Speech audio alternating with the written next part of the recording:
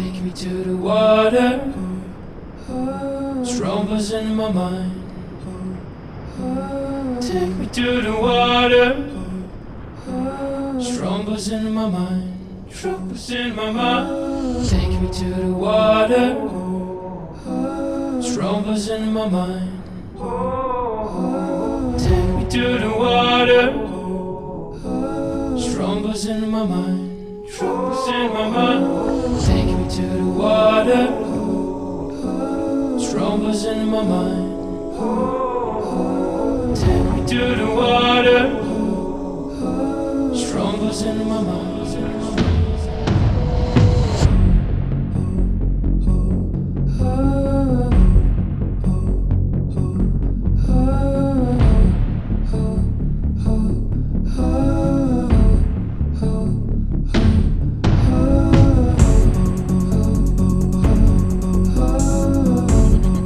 Mare vida. The ocean is life. Our whole planet is dependent on the ocean. Will I ever be good enough? Always put my heart into the hands of the ungrateful. I'm trying so hard to fix my soul. Turns out in the end that all I needed was to let go. So take me to the water. I didn't grow up in a coastal town. I grew up in Johannesburg, which is about as far as that you can get from the sea.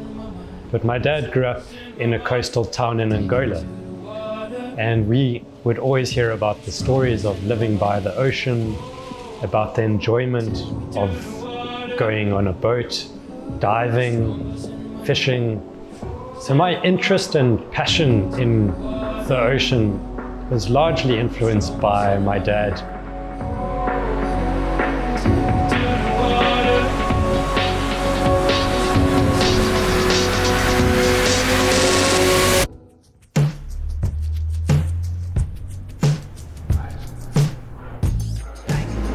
Can I please get a Roger Rabbit juice and the vegetarian kelp lasagna? Thank you.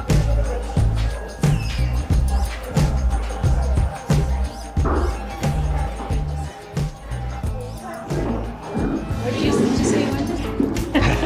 Yeah, terrible. Oh yeah. It's two things. The Roger Rabbit.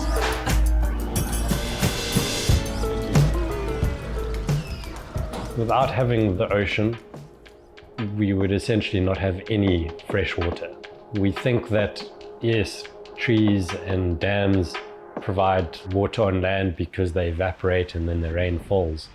But all of that water originated from the ocean in some way, through evaporation, that then the wind brought it across onto the land where it's fallen in the mountains and trickled down into little streams that then become rivers and feeds the trees and the soil that ultimately results in our ability to survive on land.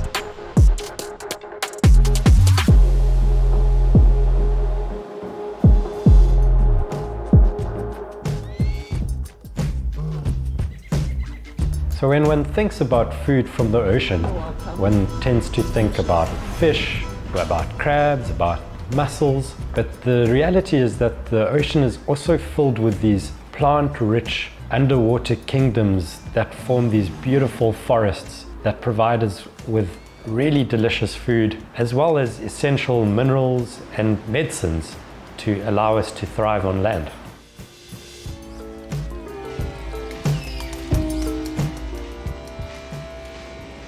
The ocean not only brings us important food resources and fresh waters that we can survive, but it also provides us environment like the beach where we can have a lot of fun. The beach is a true melting pot and a common ground for pure, raw wildlife, domestic animals and humans, and subsequently creates a very unique and constant opportunity for these components to interact. Most of all, the beach is this mysterious interface between the land and the sea. It's never dry, but it's also never wet. It's always shifting its form and an essential part of our existence as humans. and how life evolved to come onto land. The beach is life, and life is good. A vida é o mar. Life is good, yeah. Life is good, yeah.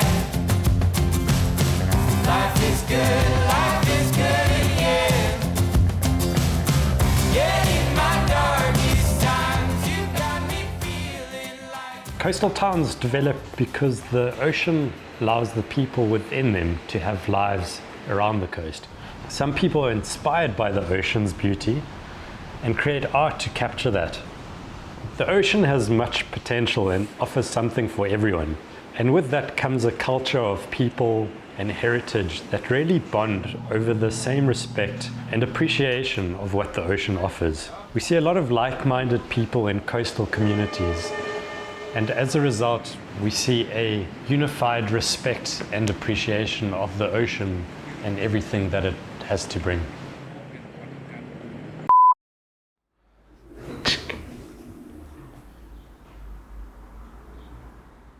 I thought you were going to say something. It's like funky, okay. Thank Is you. it and that changing? Yeah, it is a song. Yeah. It's okay. It's music. Okay. Taxi, go faster.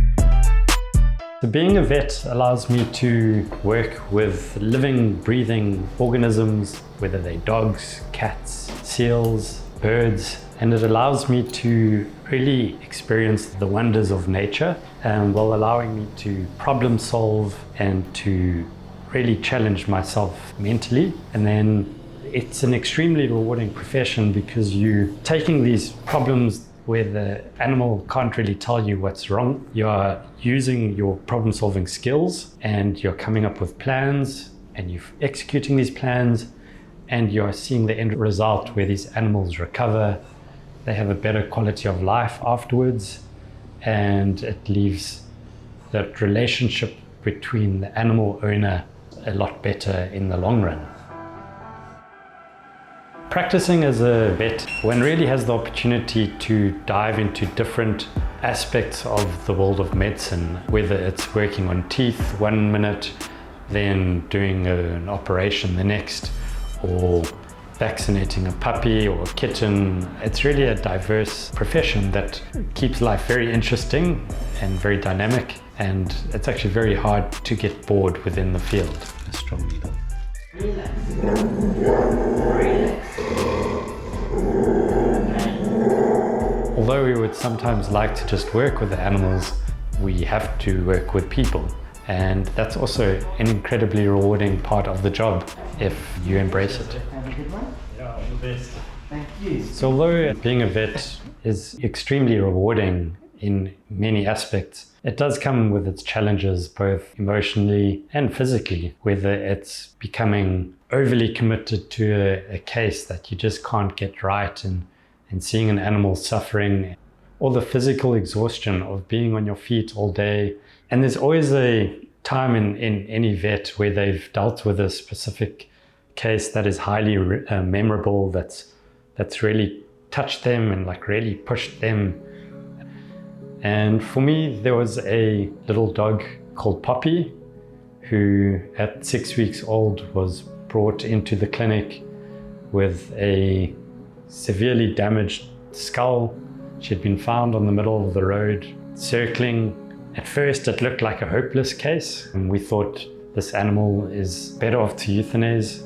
But then there was this little light in her eyes that we just found it very difficult to just let her go, and we started a treatment plan, and we started to see a daily improvement. First she started eating, and then she started opening her eyes, and then her wounds were healing, and we thought, oh, this is it, we've recovered this animal. But as weeks went past, it was apparent that she also had other underlying problems that were going to complicate her life in the long term. So Poppy started having really bad seizures. She started becoming very reactive in a negative way to triggers in the environment. Her circling behaviors became intense. And ultimately, as her caregiver, as her owner, and as her vet, I had to make a really difficult decision. And that was to euthanize my own dog. It's an animal that everyone loved so much, more than we actually even realized.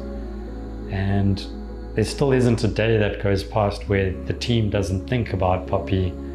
And we have pictures throughout the clinic as a reminder, and also just a reminder of the love that there is between humans and animals.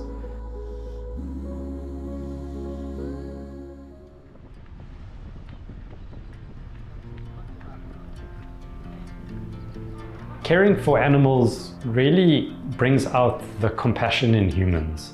Seeing that vulnerability in animals, I think, is something that as humans we find difficult to ignore. So even though we place a lot of importance on our pets, all animals are actually really important in one way or another, and they all play key roles within this ecological balance that ensures all of our survival. One such animal that I always like to think about is the Cape fur seal. Although we see these animals in abundance along our coasts, this animal really bridges this mysterious world of the ocean and what's going on beneath the water's surface. There is a tremendous amount to learn from them, both as a way to understand what is actually happening in the ocean and the ocean's health, as well as serving a key role within the marine environment, either as a food source for something like a shark, or as a middle predator that regulates certain fish populations for growing too much.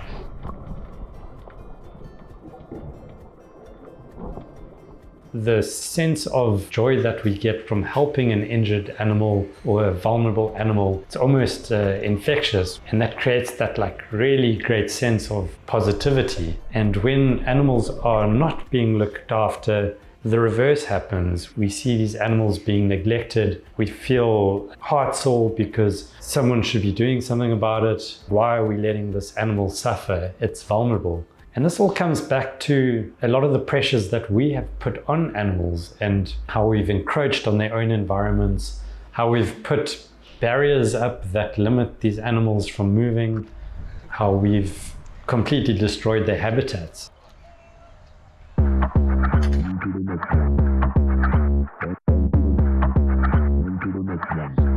Yeah, look, all of my friends going crazy. I gotta brag on myself, I amaze me. I know I'm got something that I can phase me. I'm too dope like I'm back in the 80s. Okay, call me and I'm gon' slide. Pull up with me for a hell of a ride. You need a couple wins, they ain't doing it right. Hit up my line, we gon' turn up the night. I got a lot of wins on my dinner plate. Ain't coming down, gotta levitate. I know my next win is the best one, so I tell them that I'm on to the untold. On to the next one. On to the next one. On to the next one. On to the next one.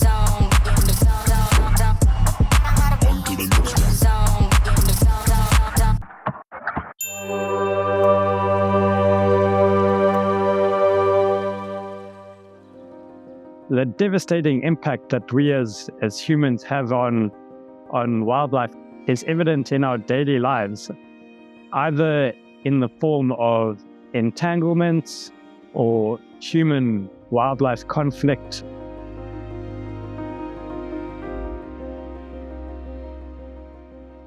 Nothing is more significant than the pollution that we leave in the ocean.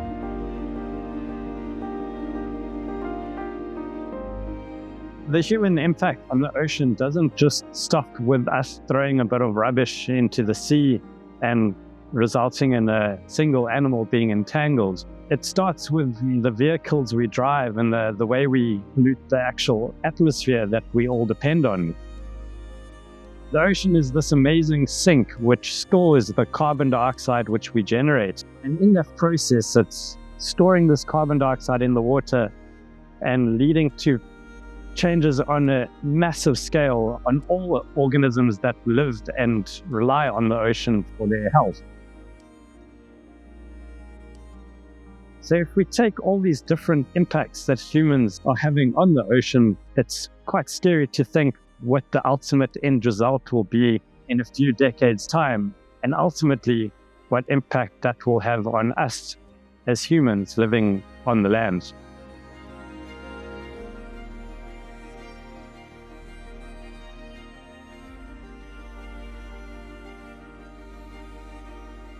The ocean is this driving force behind what makes it possible for humans to exist on this planet. All of the world's weather systems, the rain, the wind, it's all driven by forces that originate from the ocean. As the ocean warms up in one part of the world and it's cool in another part of the world, and how this interacts with the land. It's these systems that allow us to have water to drink and to have plants growing in the soil, and ultimately allow us to thrive on land as a human species. But when we go and disrupt this balance that the ocean has with the land through our greedy or selfish needs as humans, we disturb this balance, and it leads to extreme weather patterns that bring floods, that bring droughts, and that ultimately compromise our ability to survive in places 1,000 kilometers from the sea. So as humans, we sometimes get caught up in a mindset of looking at ourselves in isolation and where we live, and not really thinking beyond our comfort zones. And for someone who might live in the middle of the continent or in a landlocked country, you might say to yourself, but like, what significance is there to the ocean? Like, how is it relevant to me? But ultimately, the ocean is what feeds and connects to our freshwater systems, to our rivers, to our lakes, to everything that makes survival in that country possible. But it goes beyond that.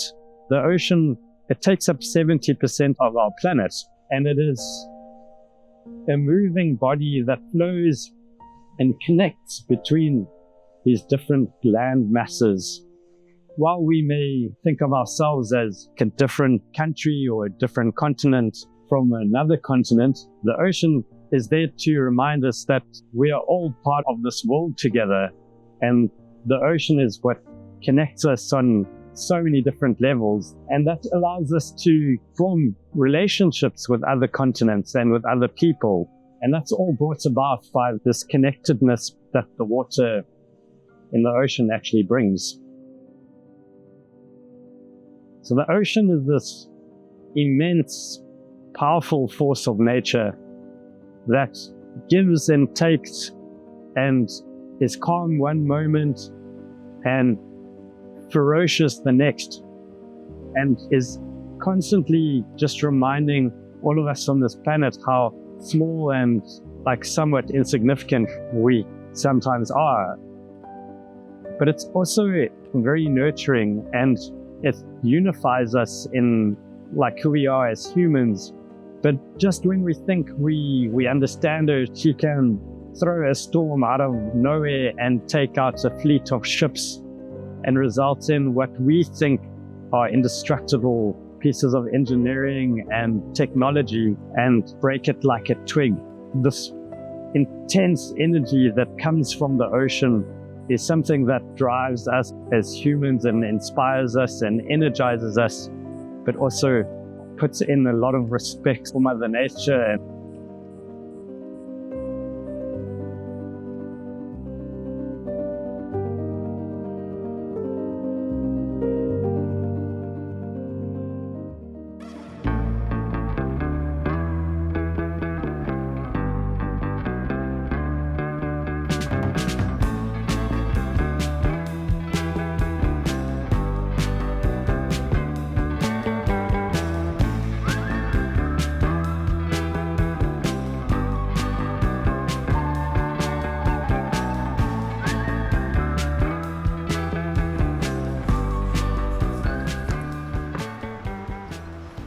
Oh, hold on.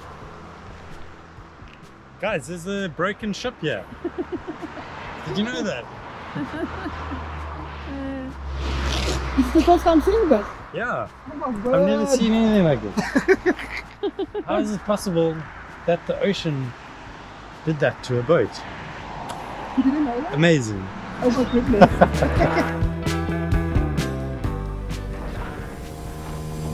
Come down, calling your answer. I said, come down, calling your answer.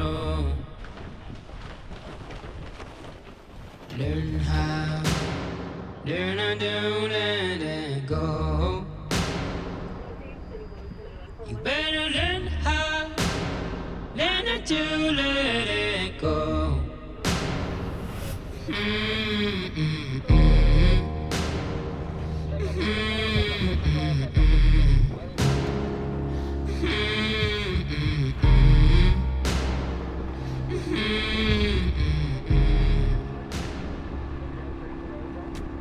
The most important story that my dad taught us was how the ocean could serve as an opportunity to escape. In his perspective, it was a literal escape from a civil war. In his mid-20s, he, together with other young men, escaped quite a severe civil war in Angola. They escaped being arrested and sailed back to Portugal with nothing more than a compass and a little handheld radio.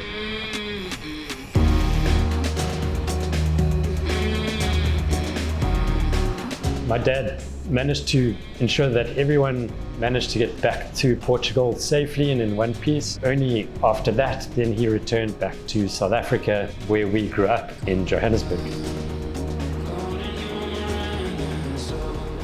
The way he used to speak about the ocean as an escape, but also as a place that brought a lot of joy, is something that just carried through to our childhood. And every time there was an opportunity to go to the sea, or an opportunity to swim, or to enjoy the beach, my dad would set the example. And in many ways, he unified our family around the ocean. And now that we are all living by the sea and there's a new generation of family members coming out, the sense of respect and passion and enjoyment for the ocean has been fostered and has influenced me in how I want to live my life in a more responsible and respectful way for the ocean and the planet overall. I want to be able to pass on that passion and that enjoyment that the ocean brings to others. That is why I love living in a coastal town and why I love the ocean so much.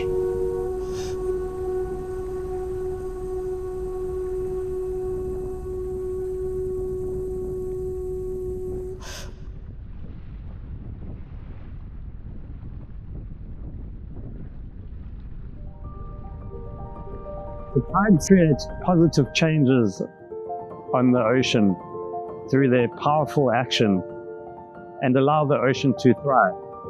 So if I had to be a tide, I would like to be an incoming tide. Because the incoming tide brings fresh water, it brings new oxygen, and it brings new ideas. And it brings components that allow the ocean to thrive.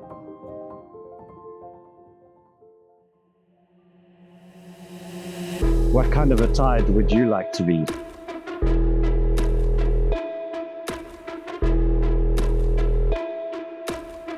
You. Yes, you, I'm talking to you. Filming you, filming me. Oh wow! I can shoot.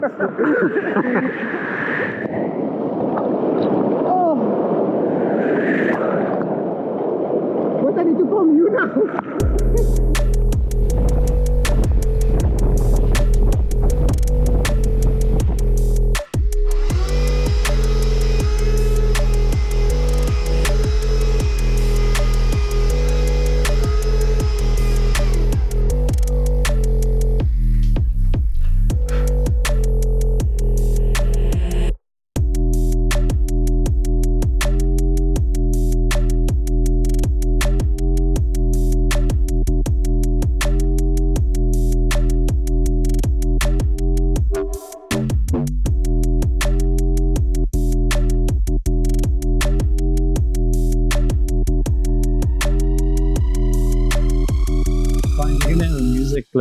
background. Some soft piano changing to.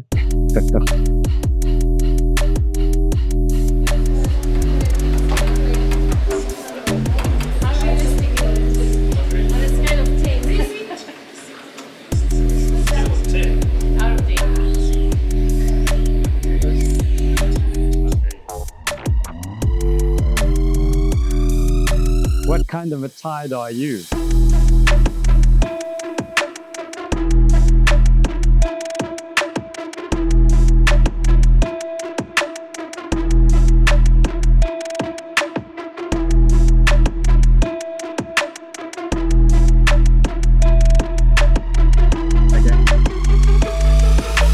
The tides creates